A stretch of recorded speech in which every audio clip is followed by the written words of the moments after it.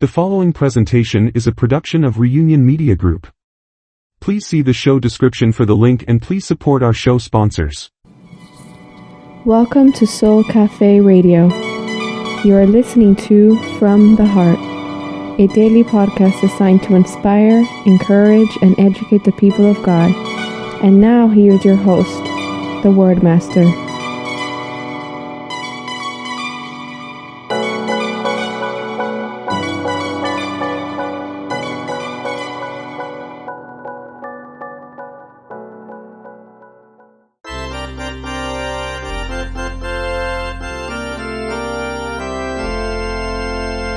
Sing them over again to me, wonderful words of life. Let me more of their beauty see, wonderful words of life. Words of life and beauty, teach me faith and duty. Beautiful words, wonderful words, wonderful words of life.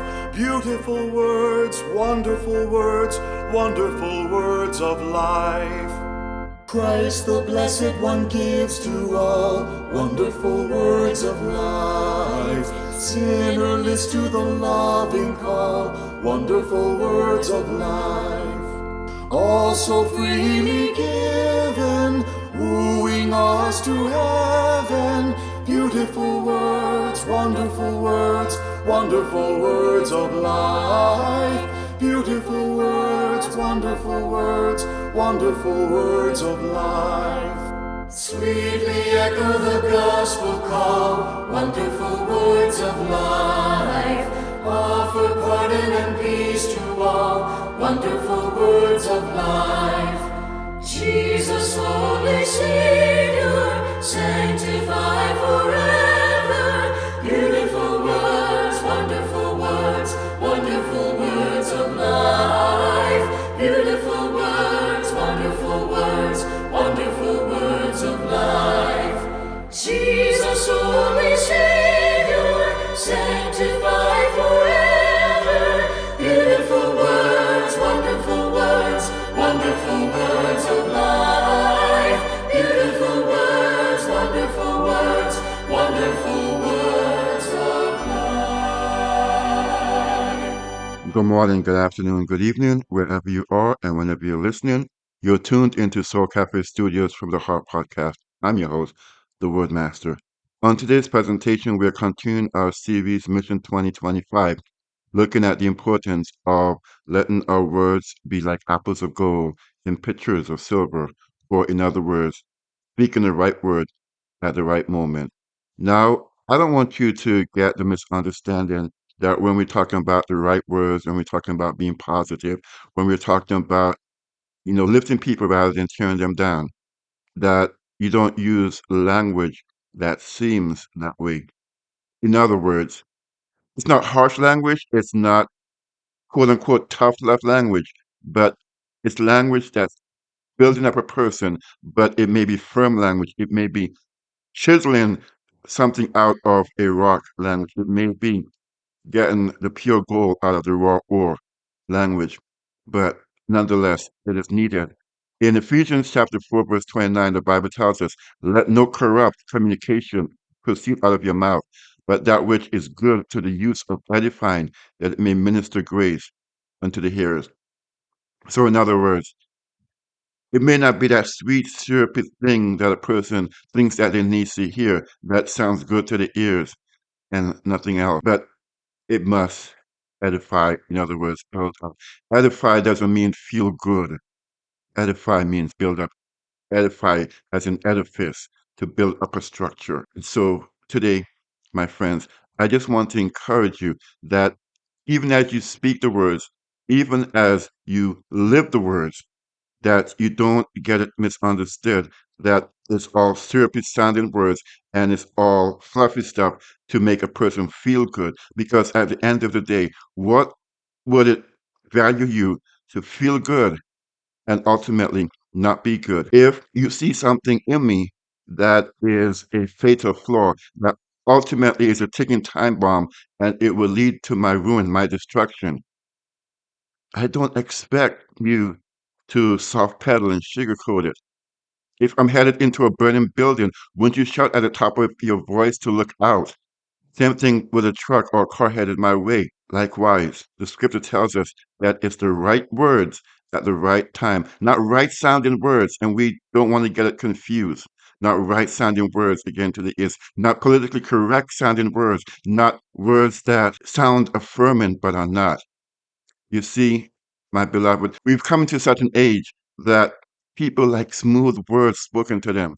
They like it going down like a spoonful of sugar connected with medication, my friends. Yes, we're not talking about a broad base, covering every aspect situation because some people will indeed buckle under such direct language, and it is the sweet sounding, sugary sounding words that will really edify them because they are at a fragile state in their existence, and you don't want to do any harm to a bruised reed. You want to nurture it, you want to bring it back to life. And so, therefore, the admonition is that we go to Him who is the source of words and ask Him. That's what I've been saying and emphasizing for the longest time. Let the words of my mouth be acceptable, has to many become a benediction, but never a prayer. And in 2025, we must have a paradigm shift and let the words of our mouth be a prayer, be an appeal, be subject for seasons of fasting and prayer sessions. And I just want to encourage you, my friends, as we start to wind down from my heart to yours. Do not back down. Do not back down just because your words don't seem sugary. Do not back down. I've told you already, your words are not supposed to be salty, but at the same time, they're not supposed to give a person spiritual diabetes. There has to be a balance. So while no corrupt communication comes out of our mouths, while the words that do come out are for edifying, they must also minister grace to the hearers. They must also be beneficial and not just say beneficial. They must actually effect some type of change in a person's behavior. Ultimately, at the end of the day, by God's grace, we all want to live for Jesus. And as we encourage one another, as we provoke one another, as the Apostle Paul would say, to good works, it's all a part of the Mission 2025 principle of a word that's fitly spoken. My friends, let today and ever after be filled with golden apples all over the place. I trust and pray that as you go forward, that you will join the growing army of people in 2025 and continue to spread the message, continue to share the message that we need to speak more positivity in the lives of people. Build them up, lift them up. And as we go forward into the year, by God's grace, we will indeed have a generation of people who are fed on good things rather than propaganda, rather than the misinformation of the mainstream media and so forth. We would indeed break the shackle and break the cycles of curses rather than blessings. Remember, one of the things that I told you before is that Western society, Western culture comes up and thrives on feeding people negativity while to sell their medications. They make you feel depressed. They make you feel lonely. They make you feel all types of feels so that you could feel the need to buy medication. Whereas cultures that are ancient, that originated in Europe and Asia, learned from generations when they rise up, they must bless their children. They must affirm them. And we see the results, my friend. We see the results. Western society is tore up from the floor up, while in many Eastern European and Asian cultures, those are the people that's prized for their ingenuity, their productivity, their sharp minds. Albert Einstein comes to mind as one such product. And in our times, the doctors and the scientists and the physicians that come out of the Asian countries.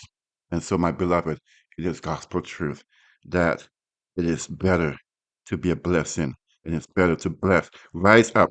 Learn to bless when you rise up. Learn to bless when you rise up.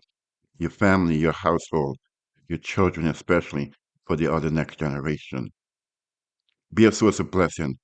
But remember that the words that you use may not necessarily all the time be sugary sounding, may not always be sweet.